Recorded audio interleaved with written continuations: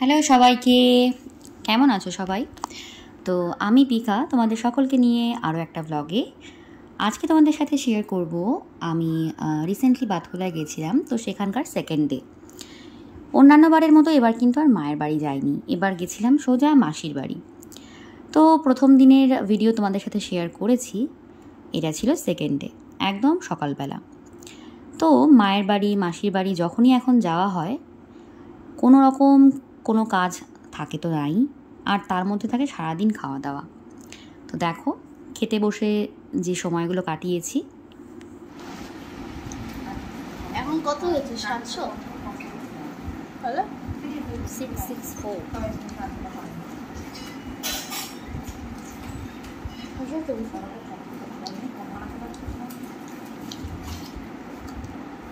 ওটাকে ফেলে দে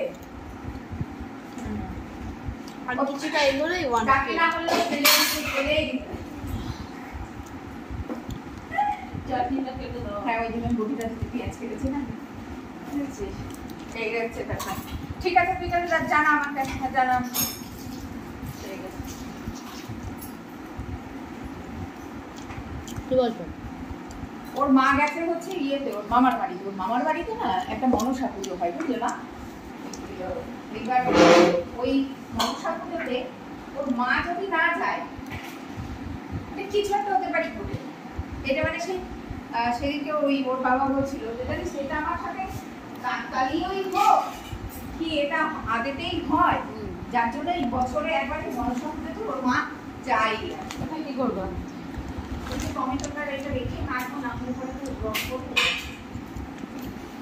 দিয়ে মানে কিছু অঘটন আছে। আজকে 31 তারিখ, আজকে ওর বাবা সকালবেলা ট্রেনে তুলে দিল। তাই বলছে যে আমি বাড়িতে ফাঁকা, শিগগিরই আসবো বলে। আমি কি খেপে উঠেছিস? বলছে কিসে রাখি ওর নাকি বলতো, ওর কথার মধ্যে একটা সারল্যতা আছে। কি বলছে বলতো? বলছে ও পিসি, বাবা না 7:30টায় অফিসে চলে যাবে, বাবার আজকে নাইট আছে, চলে আসো না রাত্রিবেলায় একদিকে থাকে, সারা রাত ঘুরতে সিনেমা দেখা একদিকে নিয়ে আসো। তারপরে কি বলতো, এই জায়গাটায় তো ও বেশি ইয়ে করে, তো কম জিনিস দেখা বাহিরে এই অন্য আমি তুই চলে আয়। চলে আসো। এটা হচ্ছে ওটা বলো স্যার। হ্যাঁ না, আর বলো আর জিম থেকে ফিরলে সেই তরকা তো মামা রেখে দিয়েছিল না, ওটা দরকার না, ওটাকে। তো এখন বাতকুলায় যখনই যাওয়া হয় এইভাবেই দিনগুলো কাটে। আচ্ছা, তো খাওয়া দাওয়া শেষে আমি ভাই এই ঘরের মধ্যেই পায়চারি করছিলাম। এই ছোট্ট পাখিটা দেখলাম ঘরের মধ্যে ঢুকে পড়েছে। তো আমি তো এর আগে কখনো দেখিনি মাসির বাড়িতে, বাট স্যান্ডি বলছিল যে এরকম নাকি মাঝে মাঝেই আসে। তো এই আর কি, পাখিটা নিয়ে আমরা খুব এক্সাইটেড ছিলাম, এরকম ঘরের মধ্যে ও ঘুরে ঘুরে বেড়াচ্ছিল। তো এরপর আর কি, আমি আর ভাই আবার চলে গেলাম ওদের ঘরে। সেখানে বসে ভাই টিভি দেখছিল, আমিও বসে বসে ওর সাথে টিভিই দেখছিলাম। ঠিক আছে, তো কাজ থাকলেই সেই দিনগুলো রুটিন অন্যরকম থাকে, কাজ না থাকলে অন্যরকম থাকে, বাড়িতে থাকলে একরকম থাকে, বাড়ির বাইরে থাকলে আর একরকম থাকে। ওই যে উপরে ফটোটা দেখছো, ওটা আমাদের স্যান্ডি, ছোটোবেলার স্যান্ডি। তো মুখের মিল তো এখন পাবে না, কারণ ছোট্টবেলায় একটু হলেও গবলু গাবলু ছিল, বাট এখন একদমই নেই। তো এইখানে মাসি আমার সামনে বসে পড়েছে চুল টুল খুলে, যে আমাকে একটুখানি হেয়ার প্যাক মতো একটা বানাচ্ছি, সেটা লাগিয়ে দেয়। ঠিক আছে চলো আর কি। তো হেয়ার প্যাকটা খুবই সিম্পল ছিল, অ্যালোভেরা জেল আর তার সাথে একটা ভিটামিন ই ক্যাপসুল। মানে হামেশাই এটা আমাদের কাছে অ্যাভেলেবেল থাকে, আর এটা ভীষণ উপকারীও চুলের জন্য। আর আমার তো মনে হয় মানে অনেক বেশি টাকা নষ্ট না করে, মানে সবাই যদি মনে করো বাজেটের মধ্যে হেয়ার প্যাক বানিয়ে নেবে, তো এটা কিন্তু দারুণ একটা অপশান। তো এই যে আশপাশে ছোটো ছোটো চুল দেখছো, আমি খানিকটা ওকে ওর চুলটা একটু মানে ছেটেও দিয়েছিলাম। তো এই চলে যা হয় আর কি, মা মাসি মেয়ে সব এক জায়গায় থাকলে। তো বিয়ের পর মানুষের এমনিতেই সময় কম থাকে, ঠিক আছে, আর একা থাকলে না আরোই বেশি করা হয় না কোনো কিছু। আমার যেমন এখন মানে ঘর ভর্তি জিনিস পড়ে রয়েছে, কিন্তু সেই মানে তাগিদটা নেই যে হ্যাঁ এই দিনে করব ওই দিনেই করব। আচ্ছা, তো চলো মাসির চুলে এবার হেয়ার প্যাকটা লাগিয়ে দিই। তো তো একটা মানে সে হয় না অলস দিন, খুব ধীরে সুস্থে আরামের সাথে কাটাচ্ছি, সেই রকমেরই একটা দিন আর কি। তো আজকে সন্ধ্যাবেলা যাব মায়ের কাছে, দিয়ে ওখান থেকে পরের দিন সকালে বাড়ি। তো মাঝখানে আমিও একটু ফেস প্যাক লাগিয়ে নিয়েছিলাম। দেন চলে এসেছি দুপুরের খাবার টেবিলে।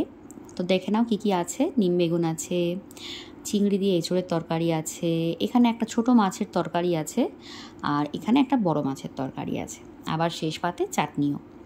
তো আমাদের বাঙালিদের খাওয়া দাওয়ার নিয়ে কিছু বলার নেই। আমাদের খাওয়া দাওয়ার পদ অনেক রকম, ভাজা দিয়ে শুরু, মাঝখানে তেতো বা শুরুতে তেতোও থাকে অনেক সময়, ডাল, তার মধ্যে একটা তরকারি, তার মধ্যে তো মেন কোর্সে মাছ থাকে, মাংস থাকে, মানে অনেক কিছু। মানে একজন সঠিকভাবে খাওয়া শুরু করলে শেষ অবধি পৌঁছানোটা একটু চাপের। তো এই আর কি, আমাদের মানে বাঙালিদের এই জিনিসটা কিন্তু ভীষণই স্পেশাল। মানে আমরা এই যে নিজেরা খেতেও ভালোবাসি, আবার মানুষদেরকে খাওয়াতেও ভালোবাসি, যদিও আমি রান্না করতে এখনও খুব একটা ভালোবাসি না। তো এই আর কি। তো এই খাওয়া দাওয়া শুরু করে দিয়েছি দুপুরবেলা আবারও।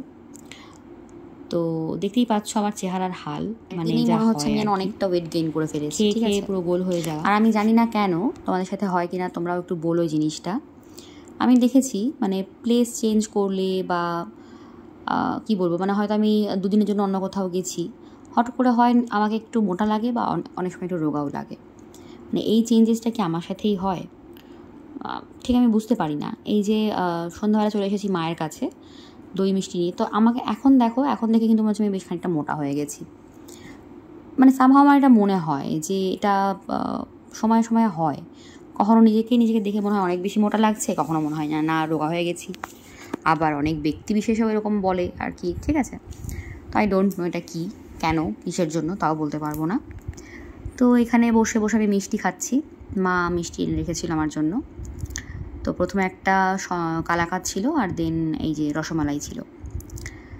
তো বুঝতেই পারছো কী লেভেলের খাওয়া দাওয়া করি ওখানে গেলে, আর কি বলবো, মানে এর বাইরে আর কিছু বলার নেই। তো আমি এখানে আজকে এবারের জন্য এই রাতের জন্যই গেছিলাম, বিশেষ করে মায়ের আর কি আমাদের বাড়িতে গাছের কাঁঠাল আনতে আর কি, মানে এঁচোড় যেটা সেটা আনতে গেছিলাম। তো এই যে পরের দিন সকাল সকাল চলে এসেছি বাতকুল্লা স্টেশনে। তো গিয়েই দেখছি এই যে এই মহাশয় সব দিকে ঘুরে বেড়াচ্ছে, সবার কাছে যাচ্ছে। তো আমার কাছে অলরেডি ও দুবার এসে গেছে, কিন্তু আমি খুব একটা পাত্তা দিইনি, কারণ আমার হাতে অলরেডি রিসেন্টলি আমি এরকম ঘটনা পার করেছি যে অচেনা কুকুরকে গায়ে হাত দিতে গিয়ে আমাকে ইঞ্জেকশন নিতে হয়েছে। সো আমি এখন একটু সাবধানতা মেনটেন করি আর কি। মানে ওদেরকে আদর করাটা আমার কাছে কোনো ফ্যাক্ট না, বাট ওই 5-5টা দিন ইঞ্জেকশন খাওয়াটা একটু চাপের, ওটা বড্ড হেকটিক। তো একটু সাবধানতাটা মেনটেন করি আর কি। তো ও যাকেই দেখছিল তার কাছেই যাচ্ছিল, জানি না কী চাইছিল। সো এরপরে ও আবার আমার কাছে আসে। তো দেখো মানে আমার কাছে এসে ওর আবদারটা কী বা দাবিটা কী তোমরা দেখলেই বুঝতে পারবে। কী চাই বলো?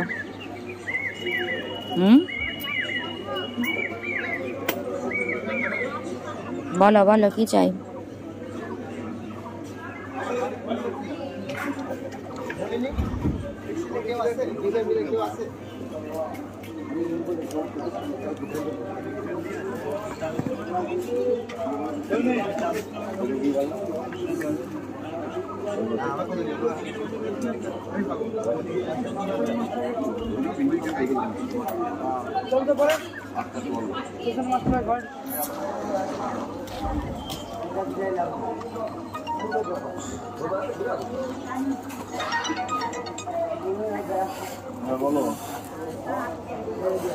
তো বাতকুল্লার পাট চুকিয়ে আমি আবারও ফিরছি আমার বাসস্থানে। আর মাঝখানে আমাকে বেশ কয়েকটা মাধ্যম চেঞ্জ করতে হয়, ট্রেন, অটো, নদী। তো এই পথটা আমি কিন্তু বেশ এনজয় করি। আমি পুরো একাই থাকি ম্যাক্সিমাম, মানে বছরে হয়তো 2বার বা 3বার অভি যায় আমার সাথে। আর ফেরার পথে চা মাস্ট ম্যাক্সিমাম টাইম। আর এই গঙ্গার যে যাত্রাটা, এই দুটো আমার ফেভারিট, মানে সব থেকে বেশি ফেভারিট এই পুরো পার্টটার মধ্যে। তো লাইফের এরকম পরিবর্তন অনেক থাকবে, তার সাথে ভালো লাগাটা একটু মিশিয়ে নাও, দেখো অনেক সহজ হয়ে যাবে। আফটার এটা একটা জার্নি না। তো চলো দেখা হচ্ছে নেক্সট ভিডিওতে। ততক্ষণের জন্য সবাই ভালো থেকো, সুস্থ থেকো, আর হ্যাঁ আমার পাশে থেকো। তো চলো, টাটা।